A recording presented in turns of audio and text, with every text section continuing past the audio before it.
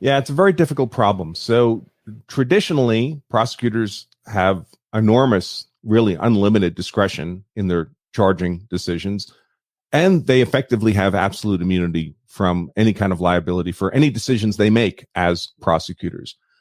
And that's a system, from my perspective as a career in criminal defense law, I see that prosecutors need a lot of discretion. I get it. I understand it. I think it would be very difficult to do their jobs if they didn't have that kind of discretion. And traditionally, we've provided that kind of discretion to them. And that works very well when you have responsible and disciplined prosecutors whose primary concern is the legal merits of the case. Unfortunately, we're now in an era where certain parties in politics have discovered how inexpensive it is to purchase a prosecutor's office. Folks, most prosecutors are elected. They have a race.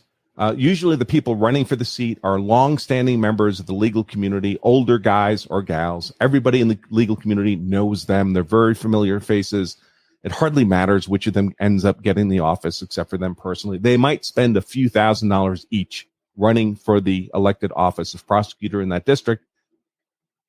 But now we have people coming in and dropping $500,000 in these races. And if one candidate has $500,000 and the other one has $5,000, who gets elected? Yeah. It's the person with the money. And these are not well-respected, long-standing members of the legal community. These are typically outliers from the community. Nobody really knows who they are. They're there for completely political reasons. They couldn't care less about the legal merits of the case. But they have all the power of this discretion that we've normally provided to responsible prosecutors. And of course, when you give great power to politically motivated people, you get politically motivated prosecutions. That's just the way the system works.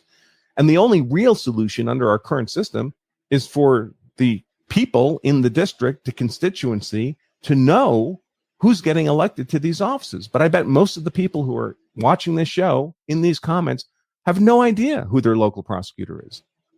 And that's okay if we lived in a world where you could just assume your prosecutor was a disciplined guy or gal concerned about the legal merits. By the way, increasingly, even if your local prosecutor is that disciplined, responsible person, increasingly we see cases now where the actual prosecution is taken away from the local prosecutor. That's right. And handed to some prosecutor who's brought in from a different district who's not that guy you voted for. This happened in the Zimmerman case. The local prosecutor actually quit rather than prosecute George Zimmerman because it was so clear that it was a legitimate case of self-defense.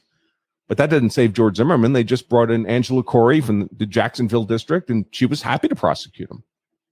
That's happening in the McMichaels case, in the Ahmaud Arbery case. I refer to it. Of course, he's not being tried. He died in the course of those events.